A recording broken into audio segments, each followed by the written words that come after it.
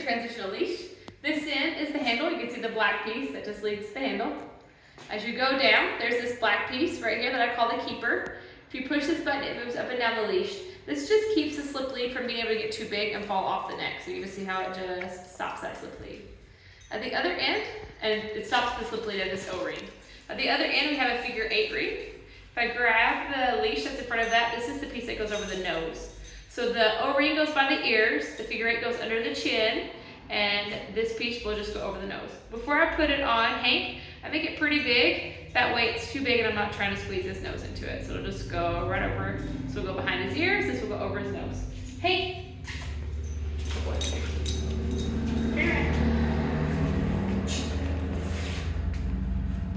So I'm gonna go over his ears with the back piece with that O-ring, and the front piece is gonna go in the nose. You can see the figure 8's under here. I'm gonna go ahead and tighten it down. I want it to be perfectly, I want this O-ring to be right in the middle of his ears. You can see it's crooked. So I'm just gonna push it the direction I want it to go. Gotcha. So I want it to come this way, and so I'm gonna do the nose piece the opposite direction. So then it goes right in the middle. When I lift up that weight of an apple, it should give me 1 to 2 inches. And then on the front piece, we have this is just a safety. It just connects to his leash. So if for some reason he got it off of his nose, he would still have, it'd still be connected to his collar. And that's where we put that transitional leash on. We're gonna go through the door. When I come up to the door, I'm gonna lift up that weight of an apple, and I want Hank to put his bum down. He needs to stay in that sit position the entire time. So I open the door and he stands up. I'm gonna close the door and try again. I'm gonna stomp around, kick my feet, people are coming in and out. But the only time he actually can get up is the signal by the actual pressure of the leash, of me giving him a tug to come out. Once we come out, I'm gonna lift up the weight of an apple again. I'm gonna have him put his bum down. Go. We want the lesson of the leash and manners to start before we even leave on the walk. Even if he's not on the leash, let's say he's going straight from reflection to go outside a potty.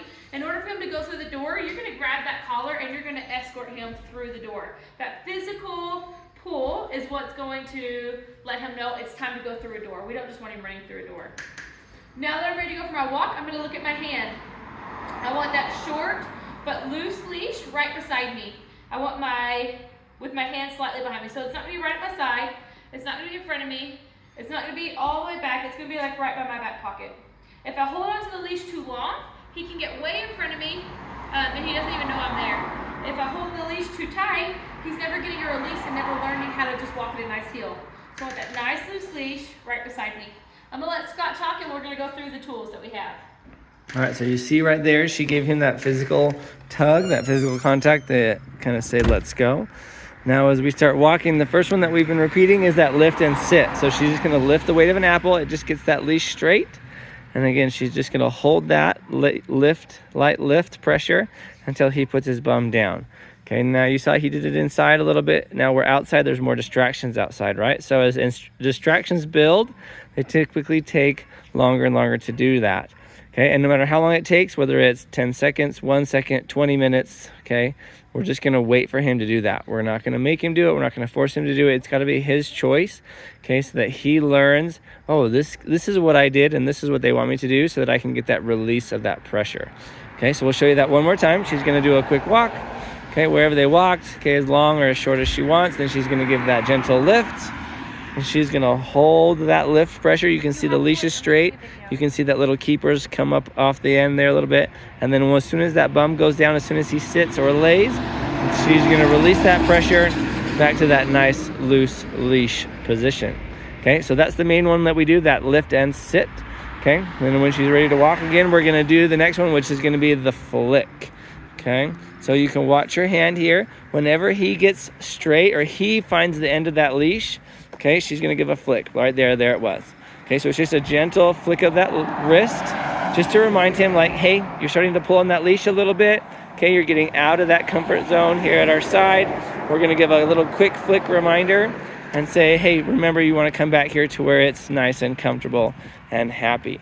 So there she's given lots of flicks. The next one that we're going to do, we call the rollback. So whenever he's pulling and pulling, okay, she's just gonna stop, grab a firm hold on that leash, take 2 or 3 steps backwards, and then continue walking again back to that loose leash like you see there.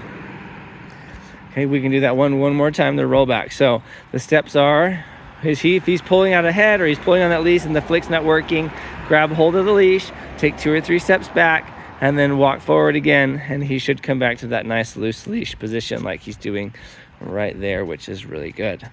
Okay, so we got that one. Now the next one we're going to be doing is just a turnaround. So here he's looking ahead, he's just going to turn around and walk the other way. Whether he's pulling ahead, he's kind of leading forward.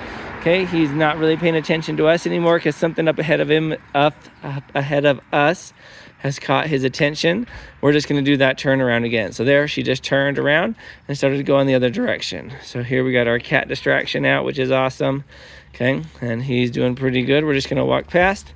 There, she kind of give him that little flick, and we're moving on. There, turn around, doing good. Okay, another one that we're going to do, which is the last one, is what we call our zigzags, or back and forth. They're just kind of not a predictable pattern of walking. Okay, so zigzags are serpentine patterns. Okay, so she's just changing her direction enough and randomly enough that it keeps him paying attention, right? It keeps him not knowing where we're going, okay, and he can't predict and just get us there sooner or better. Okay, he's having to pay attention and focus a little bit more. Okay, so you're seeing how he's having to look, kind of pay attention. He can't focus on all the distractions that are out in the world. He has to be paying attention to her and what she's doing and how she's walking, okay, and where he is in relationship to her. So there we go, a little bit. Turn here, okay. And this is a good one if you're just moving along and everybody kind of just comes complacent and he starts to get a little bit distracted. Okay, just changing it up, changing your movement pattern.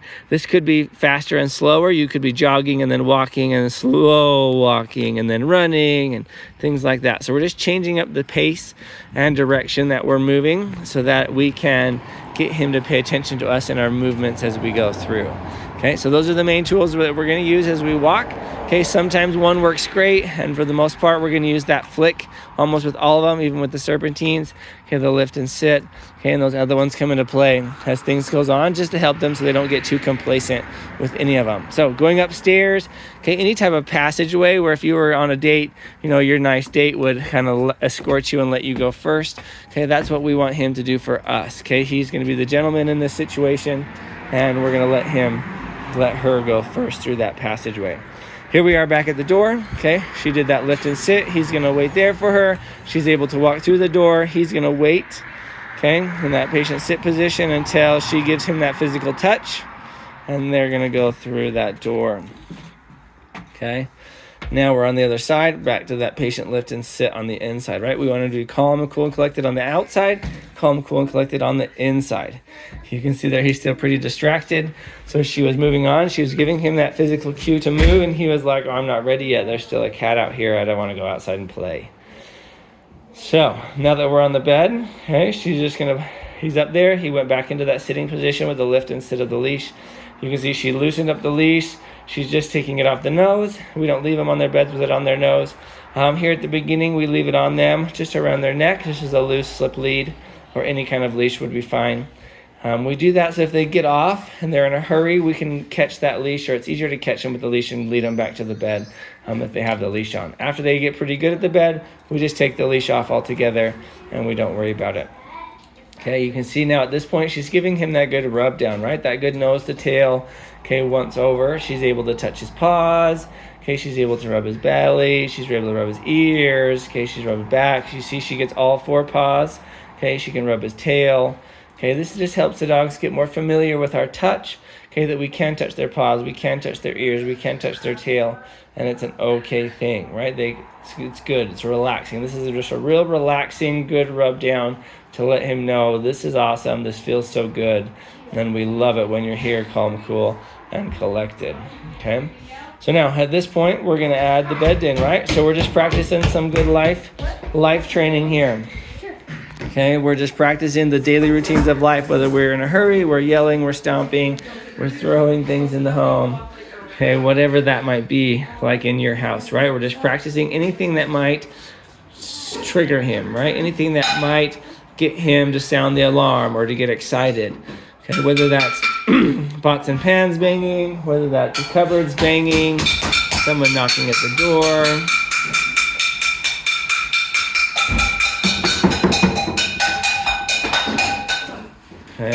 practice these things. So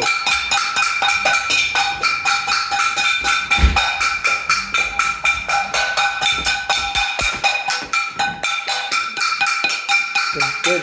Make any sound. There, the door's usually what gets him as we come in and out of that door. He wants to see who's coming, who's gone. Okay. So whatever the case might be, we're just going to practice some life as we go on. Okay. It's really good to practice, okay, these things at home to figure out kind of what sets him off or what gets him excited. And that way, when we don't have time to pay attention to him and when we don't have time to help him through that, we've already been practicing right, and he should know what to do. Oh, there he got up. Okay, which is kind of what we're looking for. He got the attention, and he was going to follow her out. So what you saw her do is just stand in front of him, okay, as close as possible, and that helped him to put that bum back down, and then we walked on as soon as he did that. Okay, so that's usually what gets him is that attention, and then the walk away. Oh, he's up. So there, he stood up, right? So you saw Jennifer, she came. So the banging on the window is what triggered him, right? So the banging's not going to go away when he stands up, right? It's not going to go away when he does something that we don't want.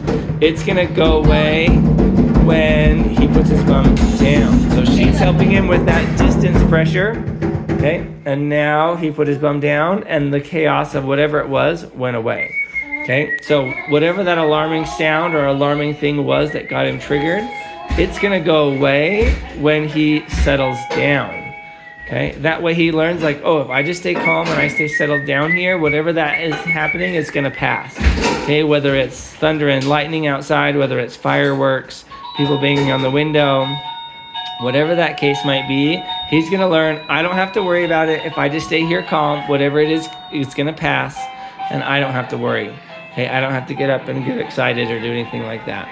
Okay, so we're just playing some good sounds, okay, doing a little bit of crazy. This is a great thing to do. Whatever you do in your home, okay, that gets him excited, okay, we want to do those things so that we can get him familiar with them and understanding that we're going to take care of it and we're going to handle it, and he can just stay happy, calm, cool, and collected in his space here on the bed and not worry about any of that stuff. Okay, so we're just going to praise and reward the good behavior like he's doing right now, okay, and we are going to kind of correct that with that distance pressure like you saw us do when he can't handle it and, you know, just needs a little bit more of our support there. So there, good rub down, letting him know he's doing so good, okay, that we appreciate what he's doing and working so hard. Okay, we got some good distraction bubbles going, okay.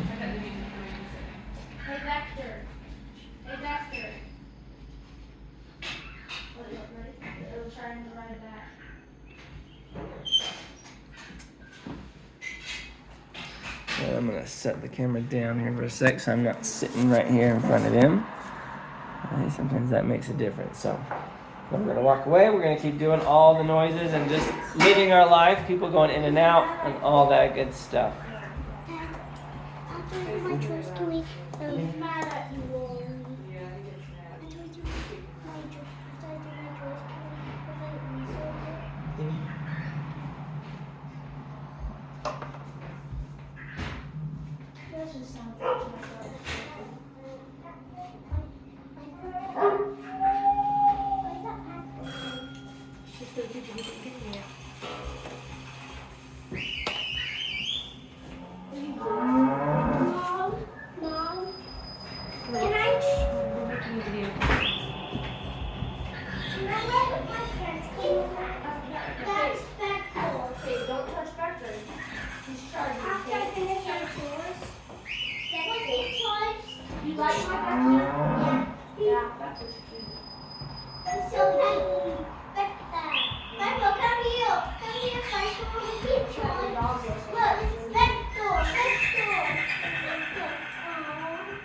So there, he got up by the flying squirrel.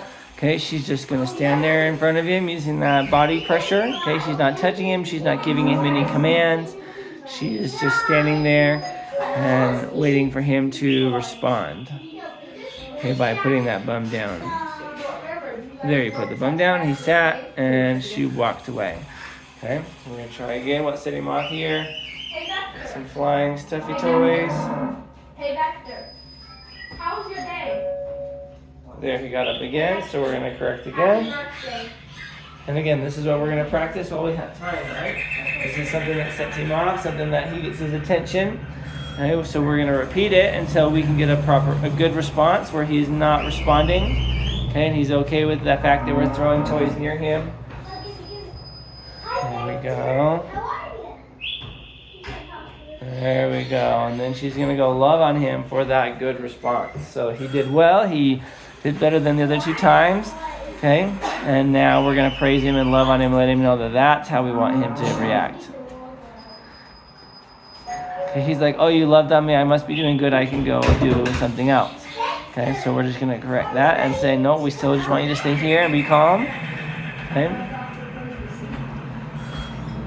So we just want him getting familiarized with, we can give you some attention, okay, and love on you. And we don't necessarily, that doesn't mean we want you to get up and follow us around the house. That means you're doing a great job. Keep doing it. Keep being that calm, relaxed, happy dog. Okay? And then as things go over time, okay, he'll get more used to this and understand it better. And this is what we practice all day long. Okay, so she's just getting as close as possible. Okay, this bed's pretty big for him, so we got to get a little bit on top of it. There. So he kind of turned around. She kind of followed him for a second and then realized that he was just circling to find a good spot to lay down, which is awesome. So as soon as he showed us that he was going to put that bum down into that sitting or laying position, which he's doing, okay, we moved that away and we let him just relax to that. Okay, so I think we'll probably throw some animals one more time. We had our sounds shut off. Oh, look, he thought about it. Awesome. Okay, and maybe we don't pet him this time. Okay, you don't have to pet him every time, right? It's okay for him just to know that it can be comfortable and happy without us rewarding him for everything. Okay, so then when he's doing super awesome, like if he was laying down and super calm, we can reward him later. But either way, he's doing awesome, and then we're just going to continue on with this. Okay, whatever that looks like in your home, find those things that trigger him, get him excited, continue to do those until he settles back down, and just keep practicing those good behaviors.